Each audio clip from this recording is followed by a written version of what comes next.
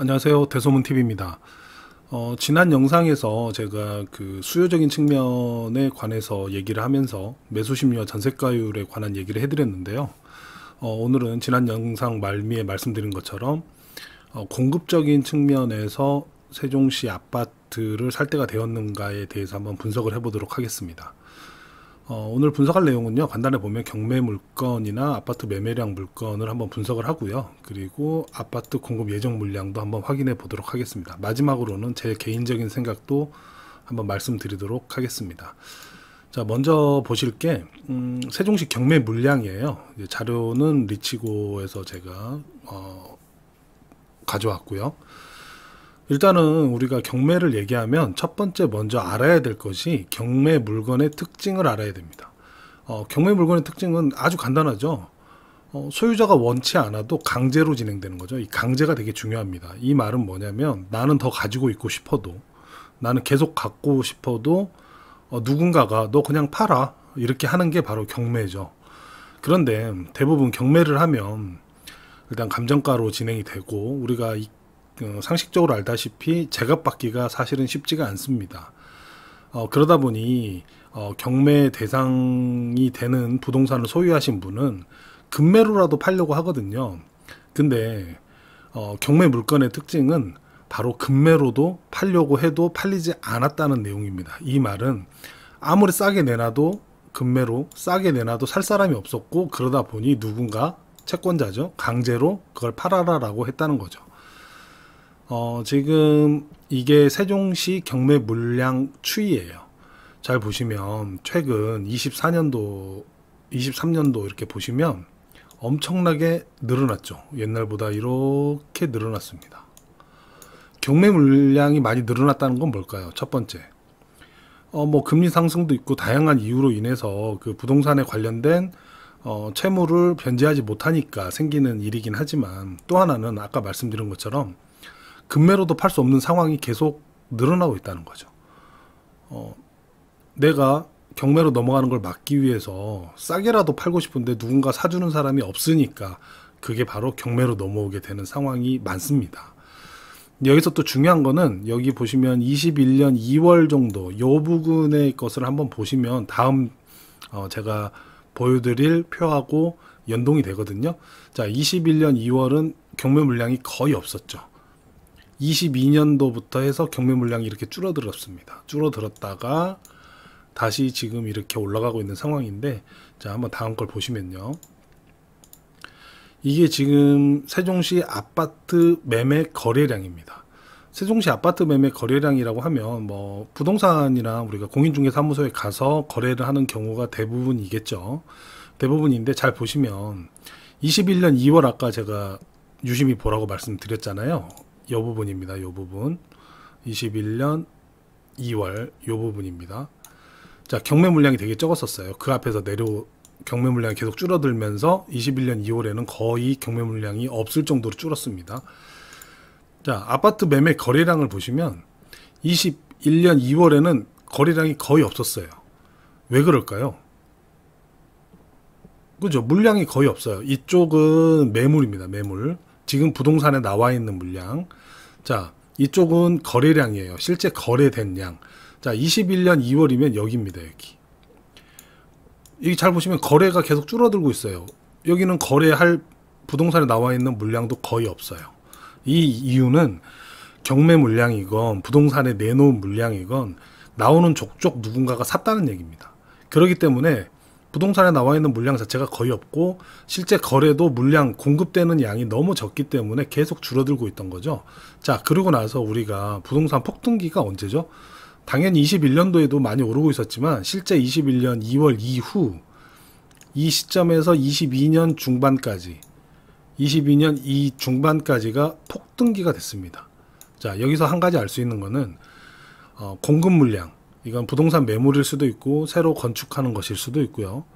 또 경매 물량일 수도 있습니다. 이런 공급 물량이 줄어들면 거래량도 같이 줄어들기 시작하고, 하지만 수요는 남아있으니까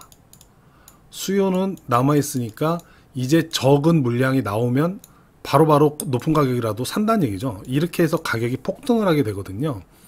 자, 이 얘기를 간단히 말씀드렸던 이유는 과거에도 집값은 언제 오르는가, 그리고 집값이 하루아침에 반등하지 않는다. 기존의 미분양 물량, 경매 물량, 그리고 부동산에 나와 있는 물량을 어느 정도 소진하고 나서 물량, 공급 물량 자체가 줄어들기 시작하면 그때부터 부동산은 폭등을 한다라고 말씀을 드렸었어요. 마찬가지로 요걸 보면 알 수 있거든요. 자, 그러면 지금은 최근 상황을 한번 보면 매물이라고 아까 말씀드렸죠. 부동산에 매물은 6월 기준으로 7,460건 정도가 있습니다. 그러니까 지금 7,460채의 아파트가 좀 사달라고 부동산에 나와 있는 거예요. 그죠? 7,460건이 나와 있고 이거 지난달에는 253건이 그 중에 거래가 됐습니다. 7,460개 정도의 팔려고 내놓은 물건 중에 253개가 팔렸죠. 자, 지금 6월은 아직 지금 이제 중순을 향해 가고 있기 때문에 아직 많지 않죠. 6월 달은 현재 7,425건 정도로 지금 매물은 지금 파악이 되는데, 현재까지 매매 거래된 건 10건입니다. 다만 이건 중요하지 않은 게 아직 6월이 끝나지 않았기 때문에 아마 이 리치고 측에서도 데이터를 취합하는데 좀 시간이 걸릴 겁니다. 자, 이 말은 지금 매물 물량은 보시는 것처럼 계속 늘어나고 있습니다. 이거는 실제 지금 거주하고 있는 집이죠. 실제 공인중개사 사무소에서 매물 물량은 계속 늘어나고 있어요.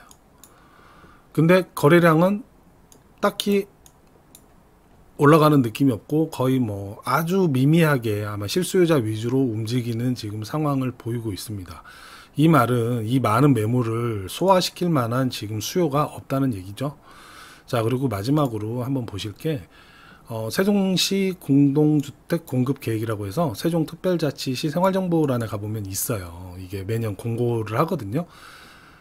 여기 보면 지금 드디어 2024년도에 공급을 합니다. 분양 물량은 1767호 세대고요. 임대는 2937호로 전체적으로는 4704호 정도가 지금 공급 예정이에요.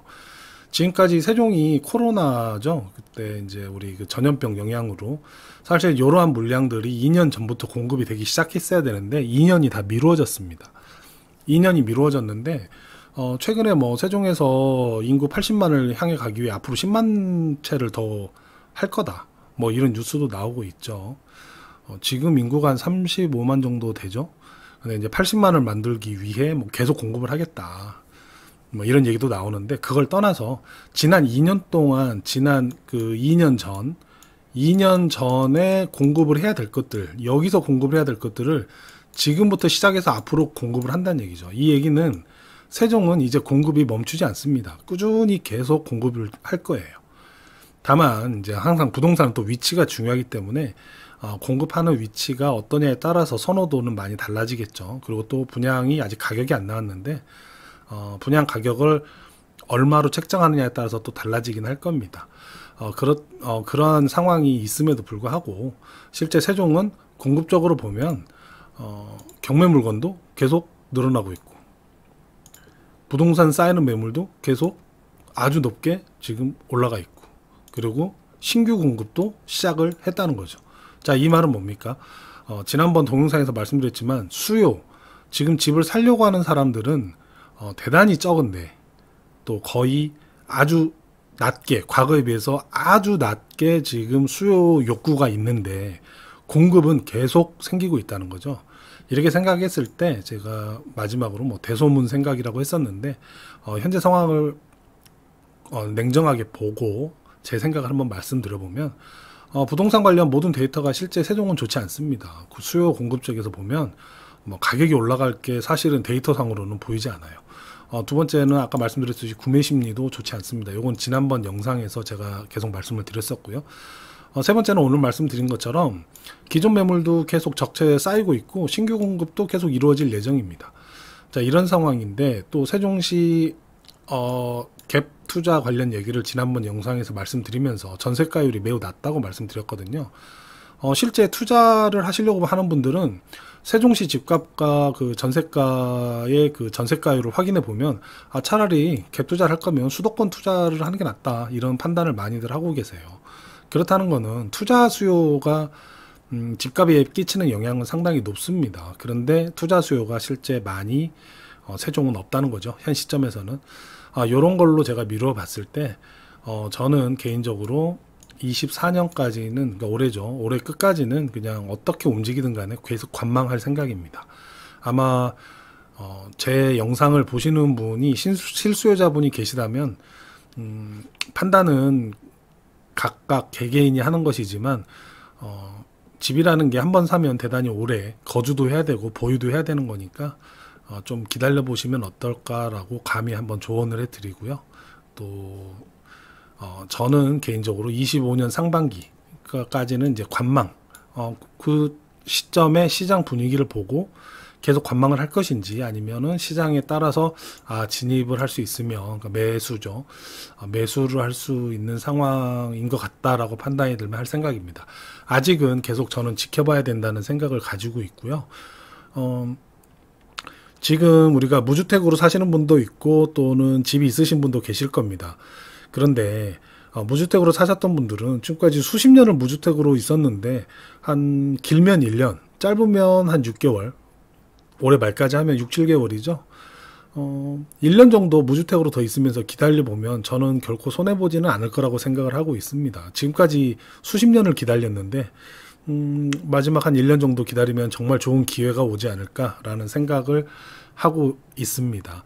물론 각자의 생각은 다르겠지만 오늘은 제가 그 공급적인 측면에서 세종시 집값이 어떻게 지금 상황이 어떤가에 대해서 말씀을 드렸는데요. 들으시고 재밌으셨거나 혹은 다음 영상이 기대되시면 구독과 좋아요도 한번 부탁드리겠습니다. 오늘 영상 봐주셔서 감사합니다.